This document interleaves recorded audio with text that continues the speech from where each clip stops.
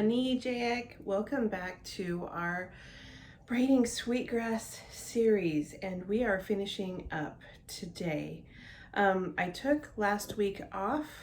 Last week was really hard for all of us. So if you're Indigenous, you know what I'm talking about, and take this time to be gentle with yourself. Remember ceremony and your relatives. We're all reconnecting in some way, and the news of this past week of finding something we all knew about, just non-natives. I shouldn't say all, it's not all, but many non-natives, especially those in power through the church or the government, didn't want to acknowledge. So we've been ignored. But anyway, we've known since it happened that there's mass graves at every residential school in Canada and the United States. So this wasn't news to us, but it reopened those old generational ancestral trauma by having it finally acknowledged. But mainly in Canada, the US has a lot of work to do. For those that you don't know, there was 139 residential schools in Canada. All have been closed, and they have a Truth and Reconciliation Act. And they're trying, they still have a lot of work to do, but they are trying to make things better. The United States, however, had 350 residential schools. 5 are still open. Yes, 5 are still open. And there is no Truth or Reconciliation Act or anything in the United States. In fact, our dear President Biden has yet to say anything that I've heard. If you've heard him make a statement about this, please let me know. I haven't seen or heard anything from him, though I did message him and email him to at least make a statement. So far, silence. And that's, that's the norm. Anyway, I hate to start off on a crazy note like this, a very heart-wrenching note, but it can't be ignored. We have to acknowledge it. So for my Indigenous relatives, we know. And we're all connected, aren't we? So keep doing what you're doing. Be gentle with yourself. Remain in ceremony. To non-Indigenous people, amplify our voices. Write, call to your legislators, the president, and demand a Truth and Reconciliation Act and an acknowledgement of what happened, and that we need help.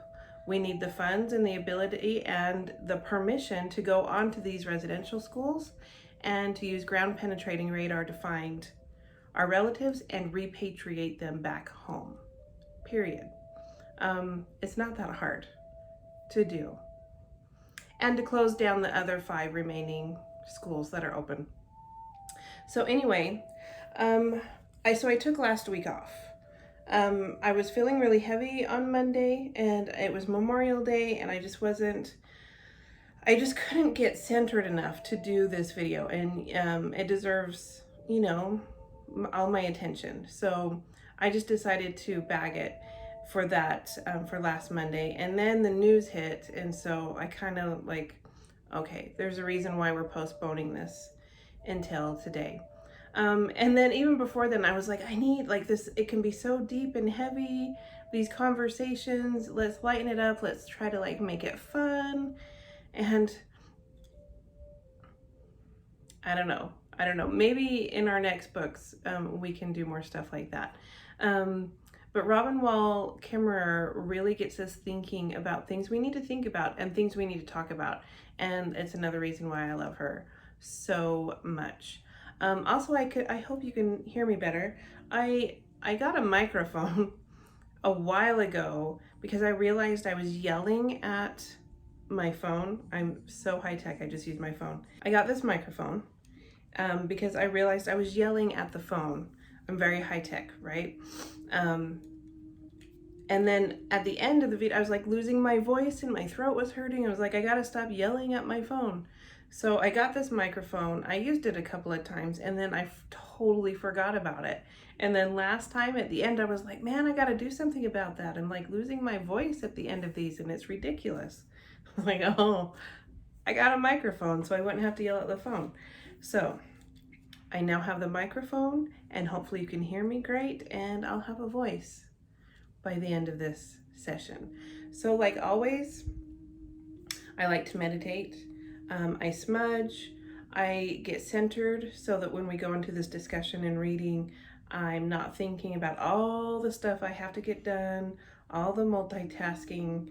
I'm just here in the present moment. So I've already smudged. Now we're gonna just get comfortable. I've got a drink. I'm in my favorite reading chair. I sit cross-legged, but whatever works for you. There's no rules. Get comfortable, and then we're gonna just take 2 big deep breaths together. Okay, ready? Go.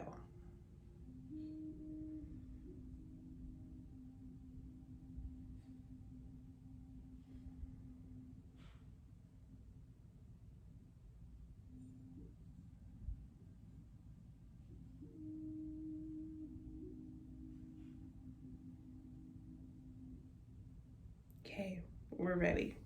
So let's go ahead and get started. We are on page 341, People of Corn, People of Light. And I want to read the first paragraph. The story of our relationship to the earth is written more truthfully on the land than on the page. It lasts there.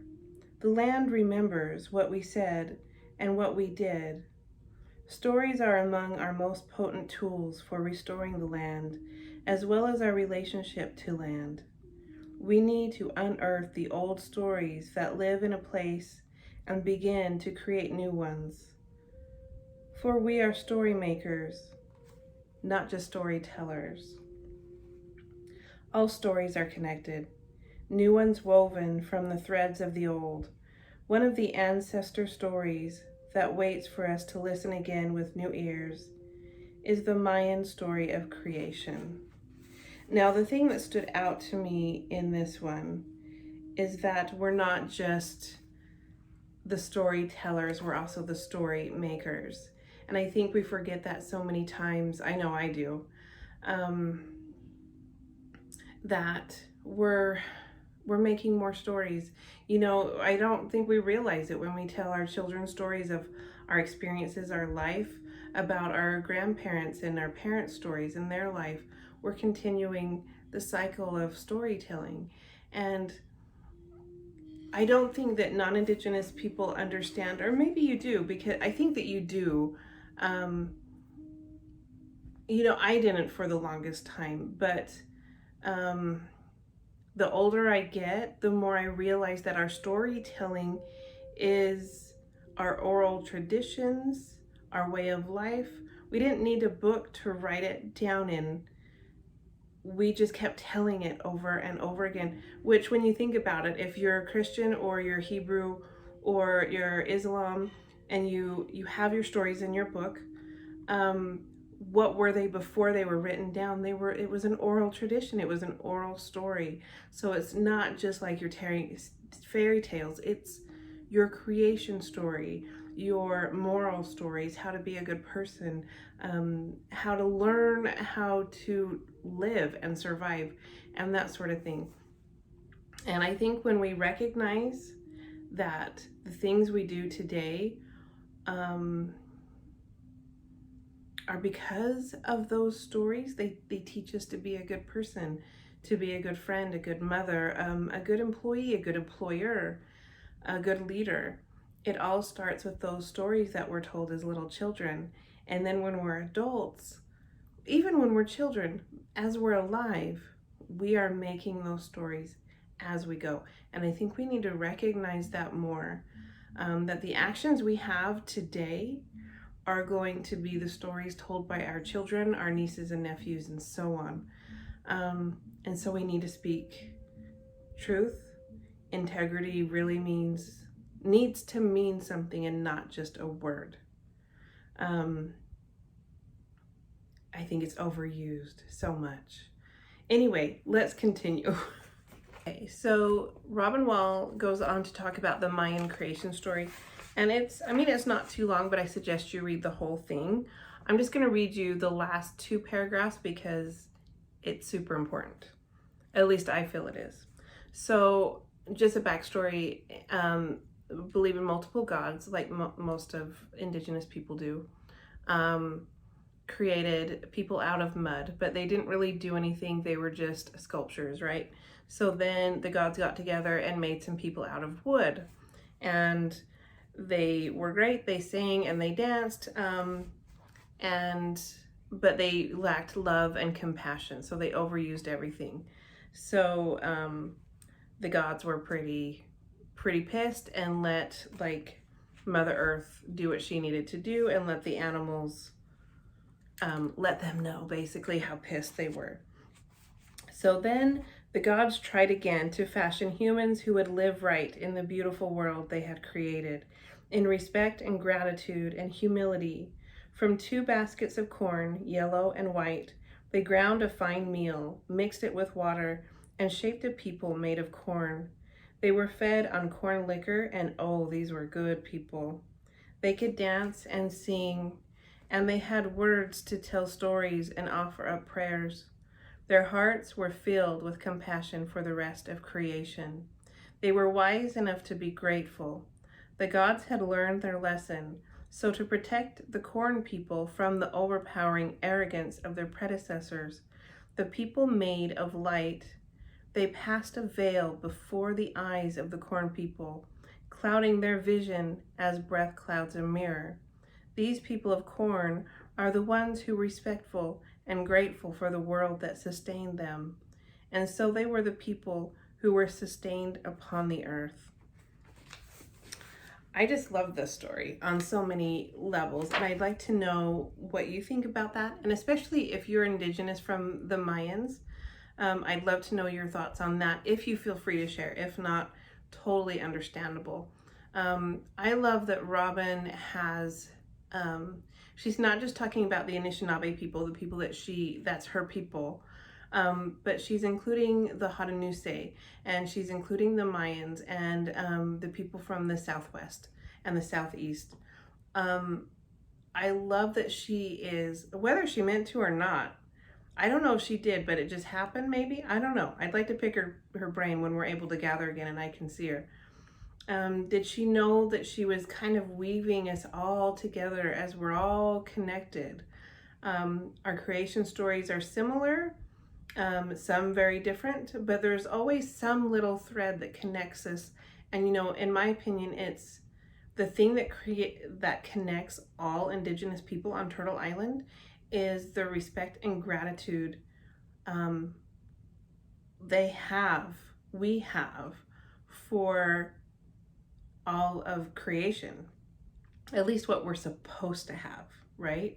And I love that connection. So many times I get this as a lot of comments, and I just delete and block, but I get a lot of comments like, you're conquered, we came in, you were already fighting, you were a warring people anyway. And I think they say that to make themselves feel better, because it's not true. We would have conflicts with other tribes, sure. But war, no. In fact, like, you've heard the term counting coup. That was when there'd be a conflict and really nobody died. It was like it's kind of funny because you would just ride into other people's camps and give them spankings, and you counted how many spankings you could give. And it was that sort of thing. But that was just one story. Like, there was conflict, but not so much war. It wasn't so much conquering of you believe what we're going to believe or you're going to die. It wasn't like that at all. In fact, with my people, my people were first from like the New York area, so kind of sharing land with the Haudenosaunee, right? And then a prophecy came, and our prophets told us that we needed to move west. So we ended up, after long story, this is a very long story, but we ended up in the Upper Peninsula of Michigan, all around Lake Michigan, that area. Well, there was already Native people there. But we went and they welcomed us and we just kind of joined in together. So it's not like, I really think that people will just say that you're a conquered people, you were fighting amongst yourself anyway, it was mass chaos, you're all savages. I really think they just say that to make themselves feel better, you know?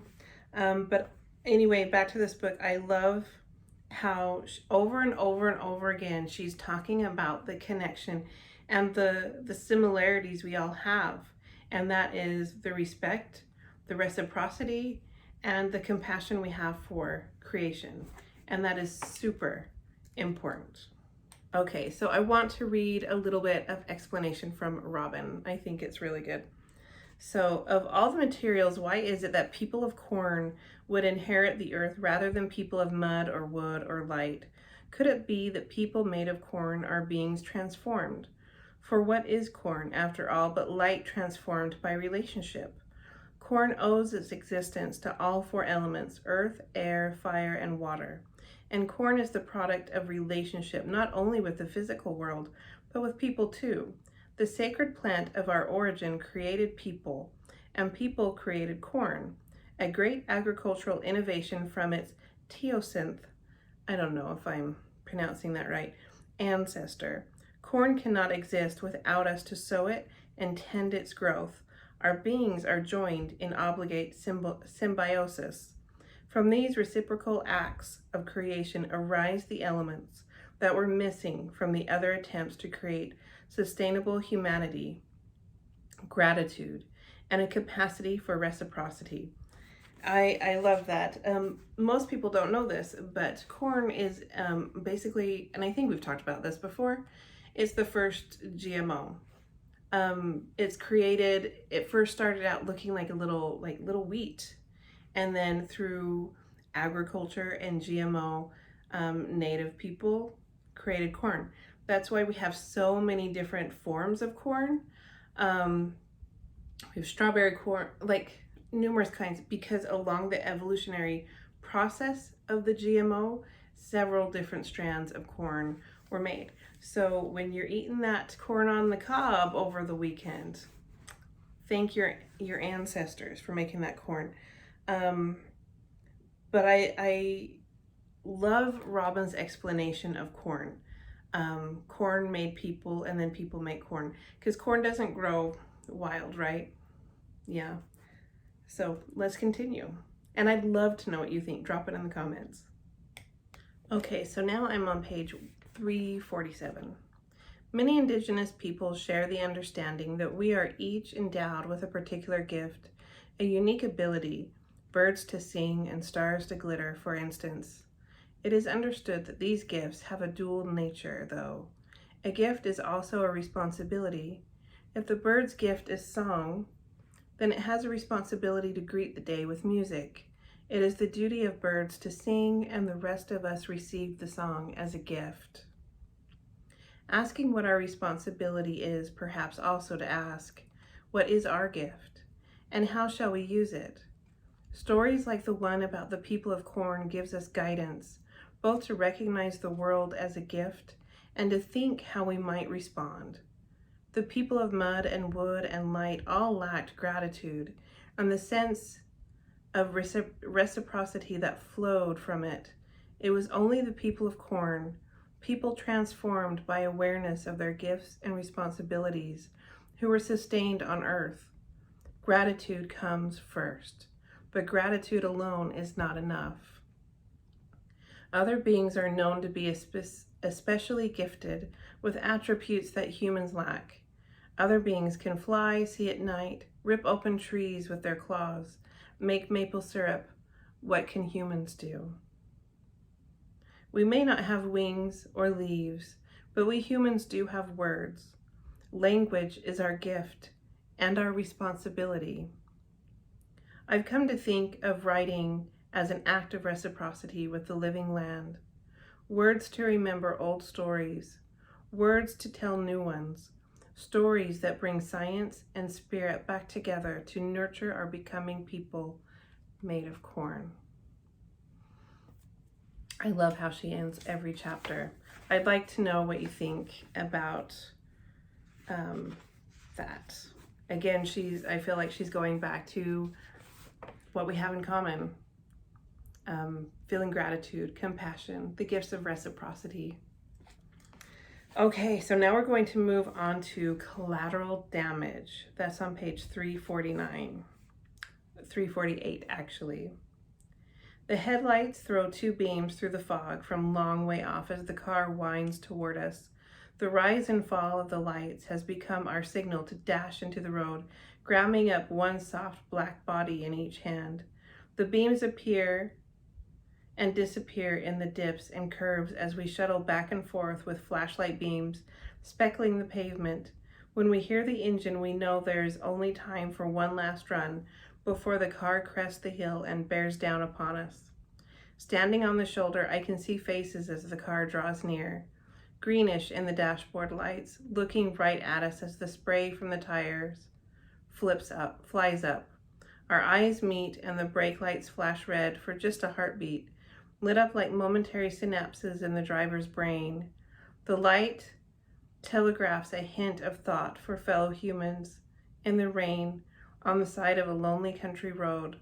I'm waiting for them to roll down a window and ask if we need help, but they don't stop. The driver looks back over his shoulder, brake lights dimming as he speeds away. If cars scarcely brake for Homo sapiens, what hope can we hold for Ambystoma maculata, our other neighbors who travel this road in the night? I'd really like to know your thoughts on what she had to say there. I butcher these all the time, I'm sorry. Ambystoma maculata.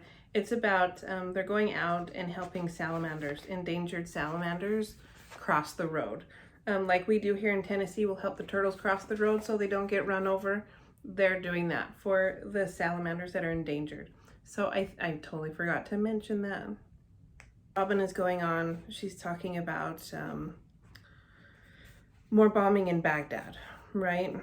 Which we hear on the news all the time. Bombing here, bombing there, this side, that side, doesn't matter.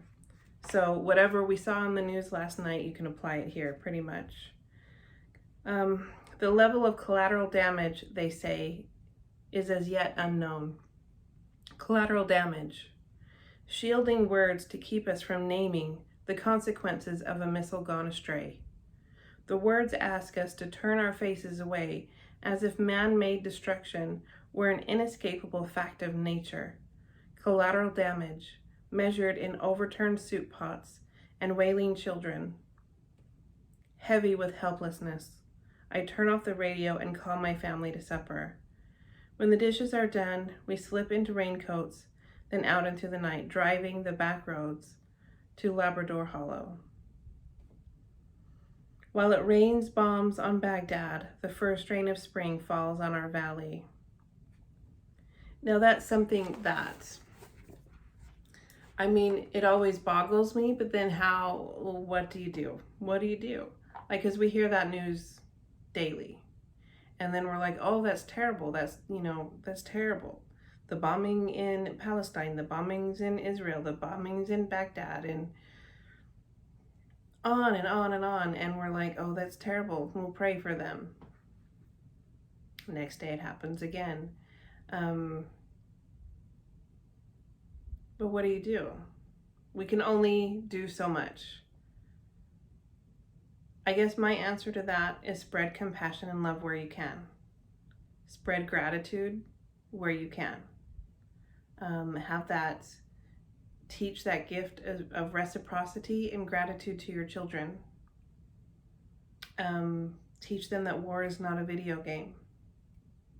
That collateral damage is loss of human life.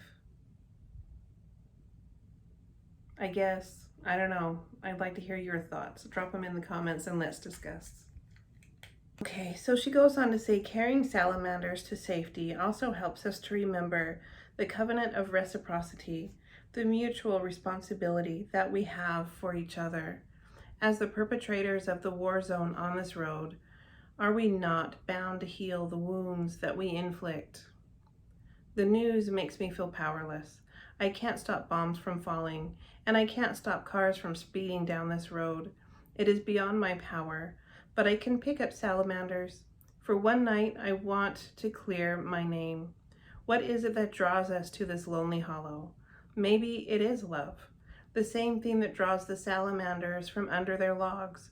Or maybe we walked this road tonight in search of absolution. As the temperature drops, single voices, clear and hollow, replace the keening chorus, the ancient speech of frogs.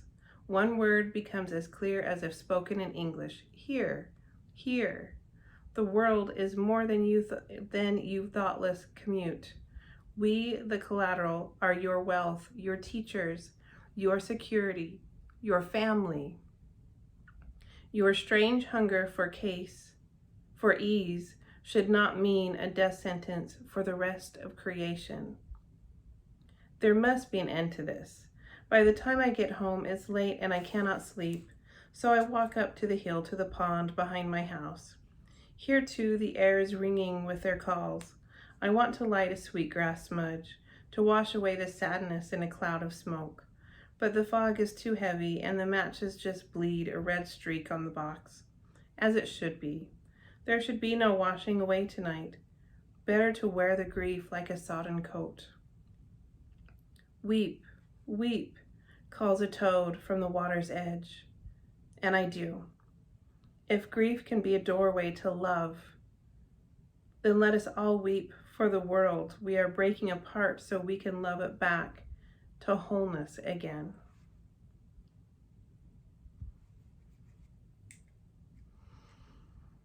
I'm going to take a little break and I'll be right back.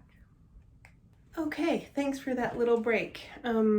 Just reading that last paragraph again reminded me that grief is necessary and grief is okay. And so I just took a little moment to myself and now I'm back. We still have, I think, 2 chapters to go over.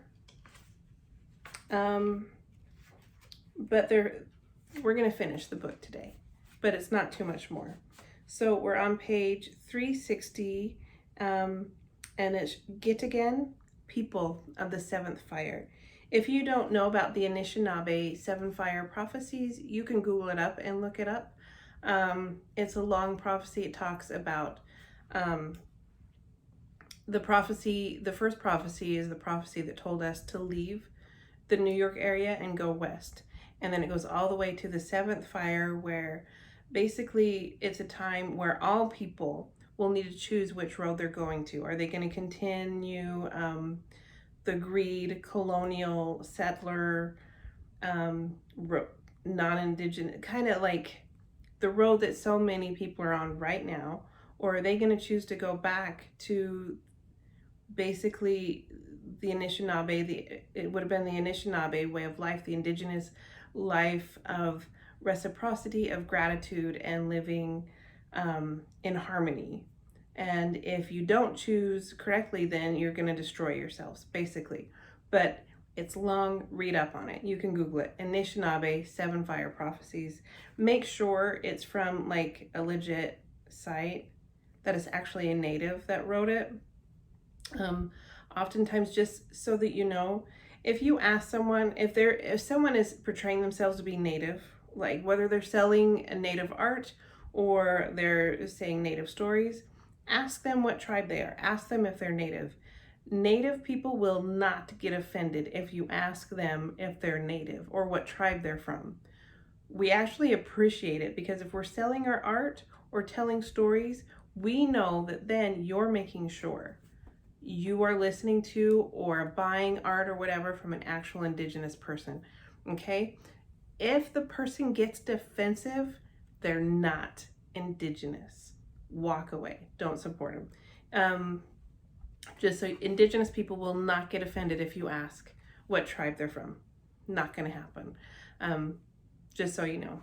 Anyway, okay, so I want to read this first paragraph on this page 360. So much depends upon the lighting of this fire, so neatly laid on the cold ground and circled round by stones, a platform of dry maple kindling, a floor of fine twiglets snapped from the underside of a fire, a nest of shredded bark ready for the coal, under which broken pine branches are balanced to draw the flame upward. Plenty of fuel, plenty of oxygen, all the elements are in place, but without the spark, it is only a pile of dead sticks. So much depends on the spark. Okay, I want to read this paragraph. It's on the bottom of 361 into the 362. She's building a fire using the bow and drill, a friction fire. And she says, Wewene, I say to myself, in good time, in a good way. There are no shortcuts. It must unfold in the right way, when all the elements are present, mind and body harnessed in unison. When all the tools have been properly made and all the parts united in purpose. It is so easy, but if they're not, it will be futile. Until there is balance and perfect reciprocity between the forces, you can try and fail and try and fail again. I know. And yet, despite the need, you must swallow your sense of urgency, calm your breathing, so that the energy goes not to frustration, but to fire. I love this because it's not just about building the fire. You could use this in anything. I wish my kids would get this sometimes. Sometimes I need this. We want something so bad, or we want it right now. We don't have the patience where we take shortcuts, and then we always know it's going to blow up. But we need to learn from that.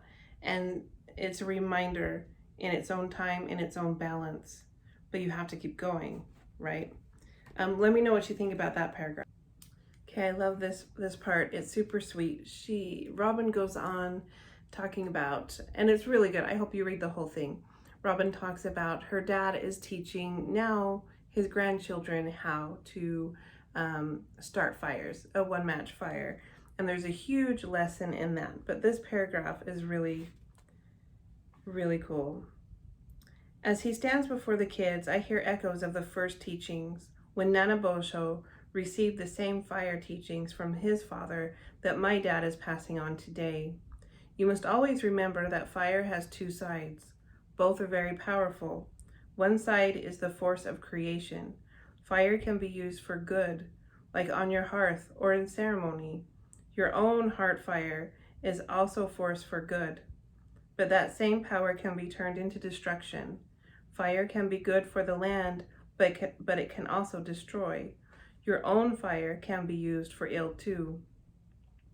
Human people can never forget to understand and respect both sides of this power.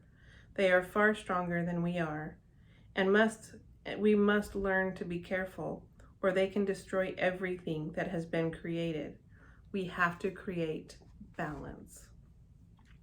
That's a huge lesson that we all need reminding of too as well, don't you think? So Robin does go on to explain the 7th fires a little bit, which is great, but you might be able to find more online. And she does, I forgot about this, she does mention an elder. Let me see if I can find that. I just saw it, and then I lost it again. But basically an elder that is good to learn from. Yeah, see how focused I am today? It's one of those days, I swear. No, I can't turn the page. If I find it again, I'll come right back. Goodness. I just had it. Anyway, so let's continue so I don't bore you. But if that name comes back to me, I will pop it out. So she explains a little bit about the 7th fire. Let's see. And so I'm on page 368, okay? And so it has come to pass that all over Indian country, there's a movement for revitalization of language and cultural growing from the dedicated work of individuals who have the courage to breathe life into ceremonies, gather speakers to reteach the language, plant old seed varieties, restore native landscapes, bring the youth back to the land. The people of the 7th fire walk among us.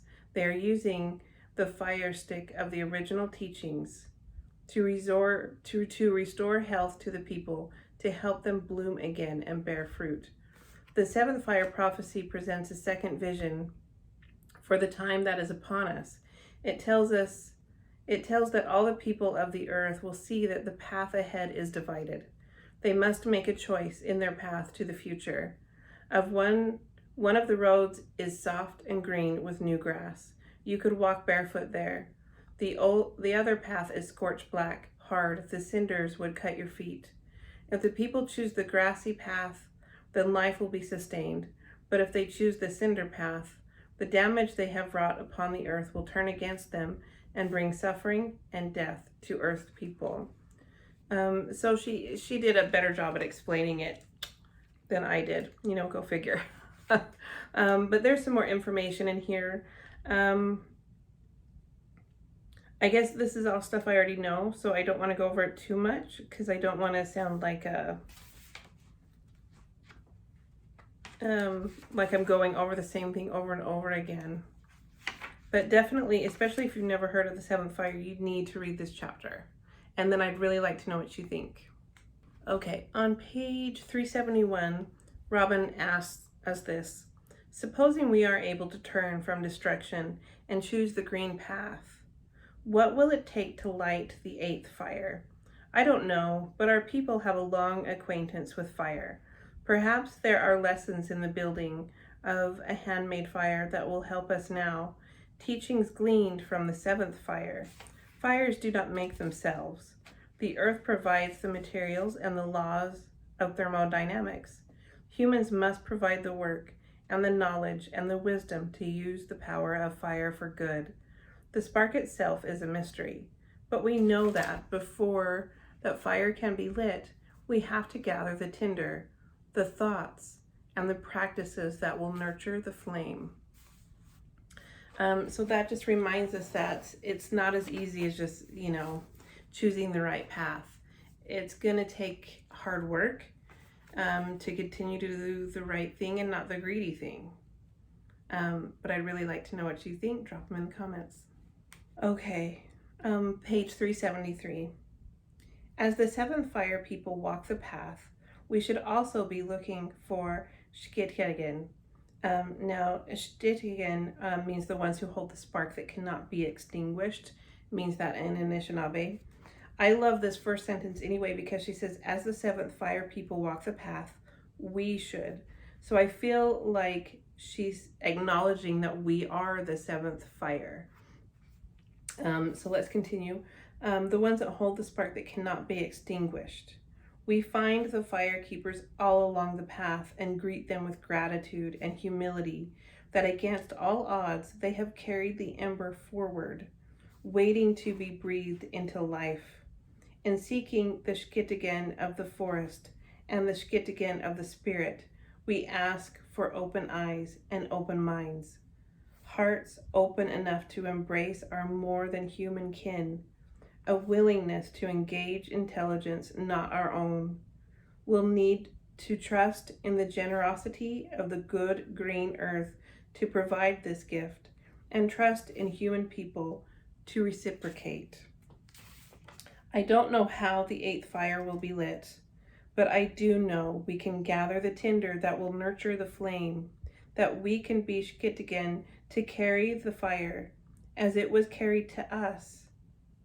Is this not a holy thing, the kindling of this fire? So much depends on that spark. Oh, that gives me chills every time I read it. Chills every time. Let me know what you think. Drop it in the comments. Okay, now we are on page 374, Defeating Wendigo. Again, I'm going to try to be as respectful as I can while talking about the Wendigo. And please do the same if you're talking about it. And this is our last chapter.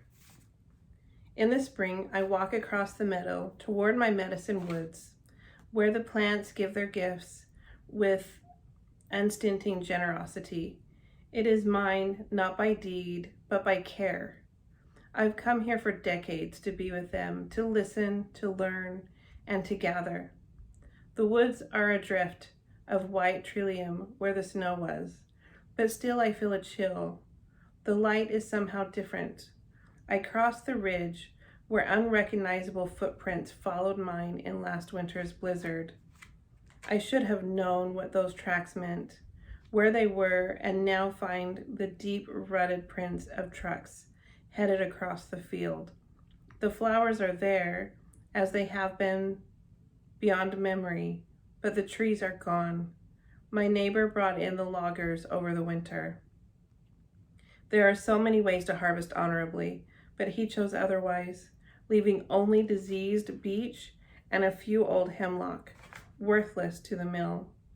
The trillium, bloodroot, hepatica, bellwort, trout lily, ginger, and wild leeks are all smiling their last into the spring sun, which will burn them out when summer comes to a forest without trees. They trusted that the maples would be there, but the maples are gone, and they trusted me. Next year this will all be brambles, garlic, mustard, and buckthorn, the invasive species that follow Wendigo's footprints. I fear that a world made of gifts cannot coexist with a world made of commodities. I fear that I have no power to protect what I love against the Wendigo. This is incredibly deep and moving and sorrowful. And I can hear her helplessness and her grief in those words. There is a way you can harvest honorably without wiping out an entire forest. And when you see it, it is heartbreaking. Okay, I want to talk about this paragraph. Page 377. Each of us comes from people who were once indigenous. Now, I want to talk about that sentence really quick and then I'll move on. People often just think indigenous to Turtle Island is the only indigenous people ever, and it's not true. If you're not indigenous to Turtle Island, you're indigenous from somewhere. You have to think, okay, so colonization started out of Christianity, right? So Christianity comes up, it goes into Italy, colonize all those people there, and then it just moves out and out and out, right? And then it finally comes to America. When you think about it in the mass scheme of things in the whole planet, Turtle Island is one of the last places to be colonized. I think that's why our culture, we're able to bring it back a little bit easier. You have to, if you're from Europe, if your ancestors are from Europe, you're indigenous to somewhere there. And you have to think before colonization there. Celtics, the Norse. I don't know that much about history in Europe. But you're just gonna have to dig a little bit harder, unfortunately. But it's there. You're indigenous from somewhere. So that's what, like, when I see people trying to appropriate indigenous people's culture from Turtle Island, it boggles my mind, because I'm like, you're indigenous from somewhere else, like, and your ancestors are waiting for you to, like, dig that up. So I always just, like, I don't know. Let me know what you think about that, but let's continue this. Each of us comes from people who are once indigenous. We can reclaim our membership in the cultures of gratitude that formed our old relationships with the living earth. Gratitude is a powerful antidote to Wendigo psychosis. A deep awareness of the gifts of the earth and of each other is medicine. The practice of gratitude lets us hear the badgering of marketers as the stomach grumblings of a Wendigo. It celebrates cultures of regenerative reciprocity, where wealth is understood to be having enough to share, and riches are counted in mutually beneficial relationships. Besides, it makes us happy. Gratitude for all the earth has lends us courage to turn and face the Wendigo that stalks us, to refuse to participate in an economy that destroys the beloved earth to line the pockets of the greedy, to demand an economy that is aligned with life, not stacked against it. It's easy to write that, harder to do. Tell me what you think about that. Now, I hope you read the rest of the chapter.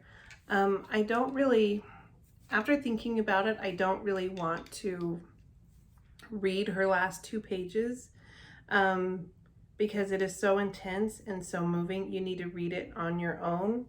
But I hopefully read it, and then I want to discuss it in the comments, what you got from it. It was so incredibly beautiful and frightening and terrifying. But the way she ended it was so beautiful and hopeful and patient and compassionate. And I couldn't think of a better way to end such an intense and scary chapter of this book. Of defeating the Wendigo is maybe not so much of a defeat. If you read the chapter, maybe you know what I mean. Please drop your comments and let's discuss. I want to go over now, because we have finished this beautiful book, but I'm going to read it again. It's my husband's turn to read it because I've been hogging it forever. But I want to go over my summer reading list. So before I break for the summer, so next week, I want to discuss this book, Heartberries by Therese Marie Mulhote. This is a very deep, painful book of basically an Indigenous woman born on the res, raised in dysfunction, with sexual abuse, physical abuse, neglect, and her overcoming it. So it is deep and dark. I do have PTSD, and I suffer from bouts of severe depression, and it didn't trigger me at all. But if stuff like that does trigger you, just so you know, you may not want to read it. I was nervous to read it because I thought for sure it would trigger me, but it didn't. It actually brought me a lot of hope. I read it in one day. It's not that large of a book. Let me see how many pages it is. It is 120 through 124 pages. So it is not that long. It's more like her memoir of as she's healing and getting better. Almost like letters to herself, letters to the people who caused her pain. So next week we'll be doing Heartberries. So get this book, go ahead and read it, and we'll discuss. So then after that, my reading list. I'm going to be reading this. This is Agamakwe Midagakweke. I know I probably butchered that. So she's, I don't know what this book is about yet. It was sent to me, so I'm going to read it. I think it's based on a true story. Queen of the Woods.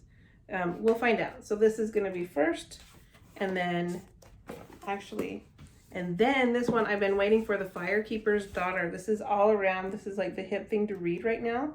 The Firekeeper's Daughter, Keep the Secret, Live the Life, Earn Your Truth by Angeline Boulay. So that will be next. And then this book, Yellowbird by Sierra Crane Murdoch. It's about oil, murder, and a woman's search for justice in Indian country. So that is my summer reading list. So Ogimekwe Midagwake, Firekeeper's Daughter, and Yellowbird. And then, so after Heartberries, which is next week, I think we'll take a break for the summer. I'm going to be traveling anyway. I get to see my daughter, which I haven't seen in like 10 months because of COVID. And I want to focus just on her and my son. So I'm going to take the summer off so that we can go do fun things. But I'll be back with you next week. I'm probably not going to do any food videos either until, I don't know. I'll keep in touch though. I've been thinking about writing a cooking book, or a book. I don't know. I've been thinking about it, but we'll see. So maybe that's something I'll think about more during the summer.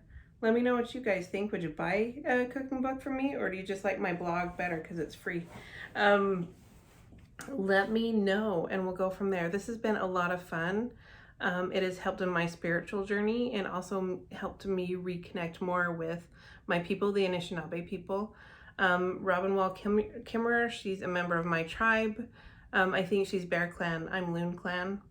And she has helped me decolonize even more and find access to more knowledge keepers so that I can learn more about my people and teach my children. So I'm so grateful for this book, and I'm going to read it over and over and over again. You know that I kept notes in it. I mean, this book is amazing. So, and I know a lot of non-Indigenous from Turtle Island are reading it too, and so I love that. If you can think of any other books you want us to review or have a book club on, drop them in the comments. If it's just something that I'm going to review and not have a book club on, I'll just do a quick review, and those are always fun too. I'm always reading, so drop whatever you want to review, or if you are an author and you want me to check out your book, drop it in the comments, or you can send it to me, whatever you think. I'll be reading all the time. This has been great. Have a wonderful week. I appreciate you all. Take care, be safe, and thank you for this journey that we're all on, right? So thank you. Chi Miigwech. Bamapi. For every Indigenous Author Monday video that I put out, I am dedicating it to the One Shelf Project put on by Gadakana. Gadakana is an Indigenous organization, a 501c3 nonprofit, tax-deductible organization that provides books in their local libraries that are actually accurate, historically accurate, and by Indigenous authors, both fiction and nonfiction. And their goal is to at least have a shelf dedicated to Indigenous accurate information in their local libraries. They can only do this with help through donors, and they need your help. I will put the link down here, so please check them out. The One Shelf Project, another organization near and dear to my heart. Gadakana.